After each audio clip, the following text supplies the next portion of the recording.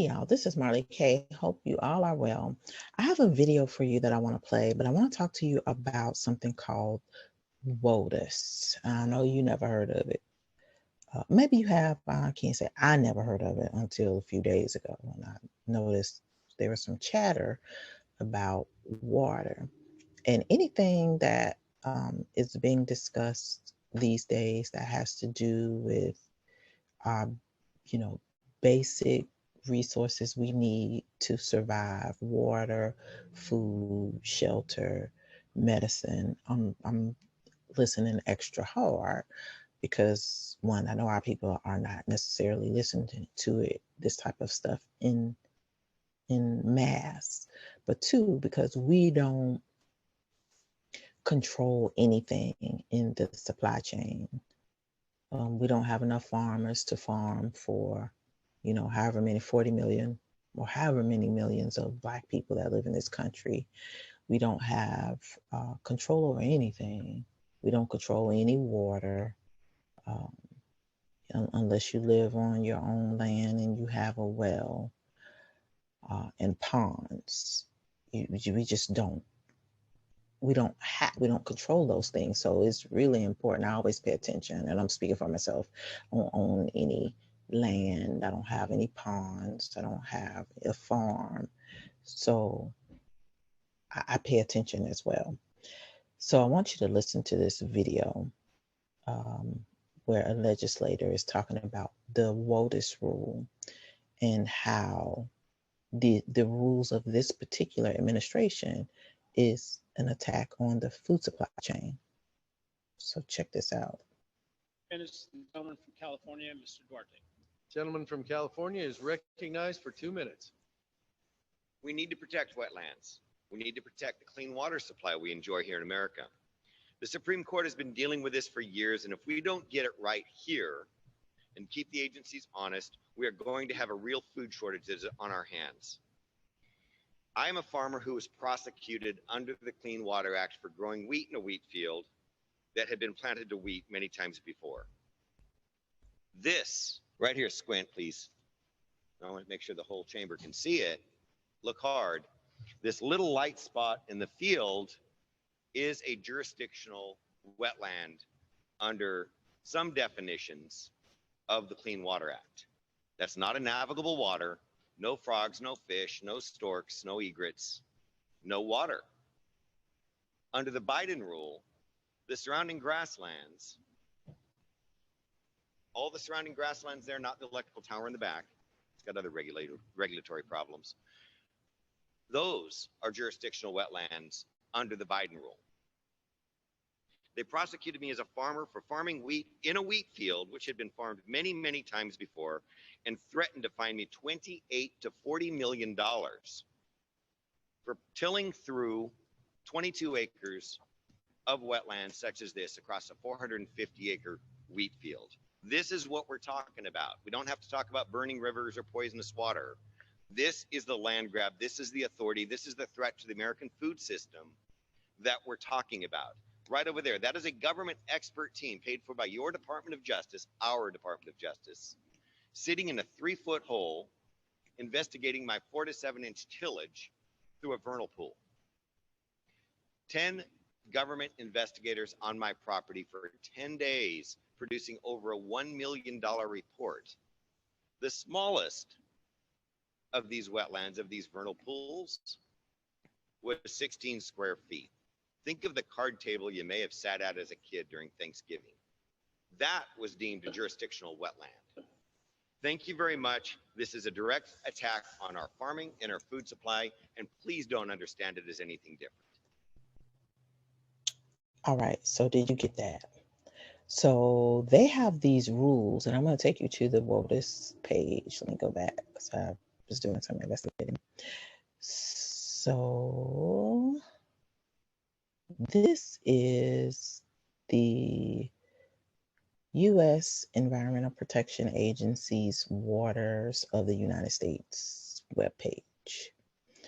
And they've done these regional roundtables for these rules.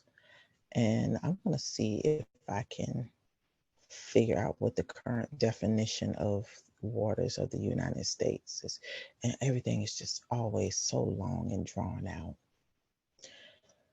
Okay, so the Environmental Protection Agency and the U.S. Army Corps of Engineers, the agencies, are in receipt of the U.S. District Court for the District of Arizona's August 30th, 2021 order vacating and remanding the Navigable Waters Protection Rule in the case of the Pascua Yaqui tribe versus the Environmental Protection Agency. In light of this order, the agencies have halted the implementation of the Navigable Waters Protection Rule, the NWPR, nationwide and are interpreting waters of the United States consistent with the pre-2015 regulatory regime. For more information on litigation history, please see, and so they have the litigation history. So basically, these folks fighting with the Native Americans about water rules because the Pilgrims don't be trying to play right. They don't do right. They don't do right. They break every treaty, every rule. They do whatever they want to do. Okay, so on December 30th, 2022, the agencies announced the final revised definition of waters of the United States rule. On January 18, 2023, the rule was published in the Federal Register, and the rule will be effective in 2 days on March 20th, 2023. The agencies developed this rule with consideration of the relevant provisions of the Clean Water Act and the statute as a whole, relevant Supreme Court case law, and the agency's technical expertise after more than 45 years of implementing the long-standing pre-2015 Waters of the United States framework. So they're talking about a framework. Ugh, it's a problem. This rule also considers the best available science and extensive public comment to establish a definition of waters of the United States that supports public health, environmental protection, agricultural activity, and economic growth. For more information about the rule, it's just available here. So I want to see what's published in the Federal Register if I can get to it without it being so problematic. Okay, it's probably long and a pain in the butt.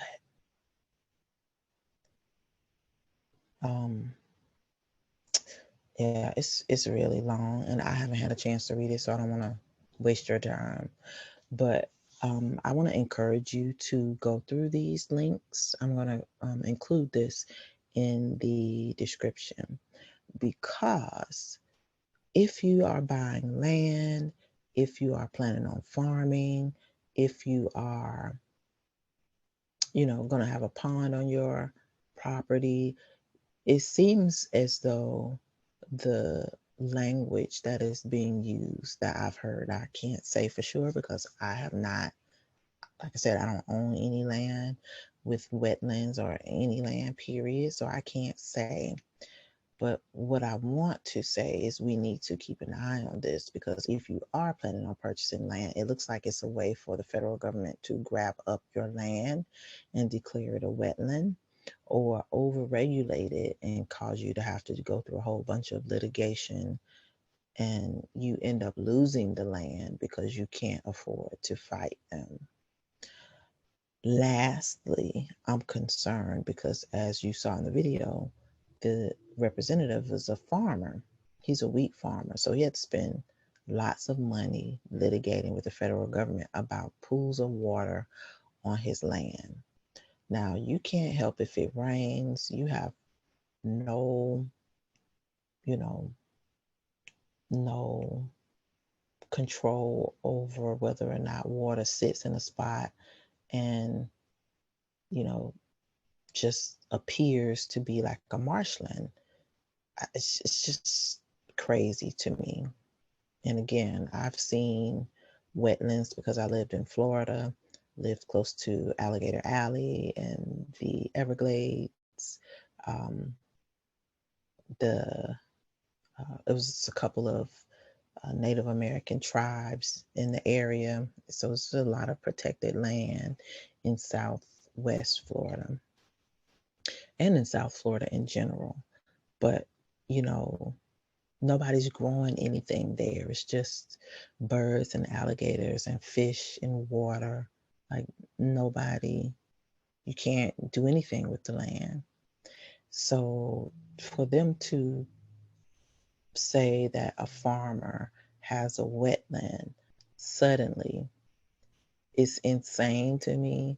But just think about the Black farmers that are going to get hit with these rules and lose their farms. And then you'll have people like Richie Riches that come along and buy them. And there's nothing that we can do about it. And not only that, then that gives the government more control over your food supply. So this particular representative grew wheat on his 400 and something acre farm. Or, you know, I'm not sure how much. I think he said 20 acres, but he has more land than that. So I guess for the wheat part, that's the area that the EPA was giving him grief about based on these WOTUS rules. But we need to pay attention to what's happening because we cannot survive without food, water, medication, and, you know, us Black people, we don't control anything. We don't grow enough food for the population. We don't produce food. We don't produce water. We don't control any water. We don't make medicine. We don't make anything. So we can't afford to not know anything about these rules. And, you know, from my understanding, the new rules are going to be devastating for people who own land. If you don't own land, you know, you can think it's not a big deal. It doesn't impact me, but it will impact you because you eat food. And if you eat food, then you need to understand that your food supply could be impacted by these rules because if a farmer can't litigate this, they're going to relinquish their farm.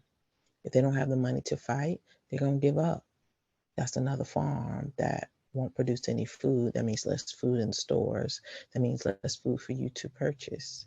And so as these things happen, they're not happening in a vacuum. Everything is happening together at the same time.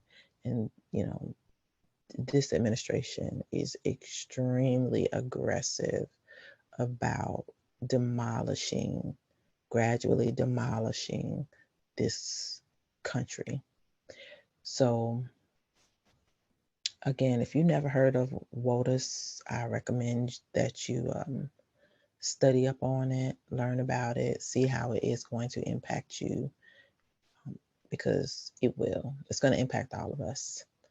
So that is all I have. Please like this video, share it, subscribe to the channel. I know this is not necessarily a sexy topic, but you know, when I heard water of the United States, and I know, you know, we've been having water shortages, water issues, water is being contaminated, water is being sold, just a lot of things are happening. So got to pay attention because water is life. And if we don't have water, there will be no life. All right, good people, I'm out.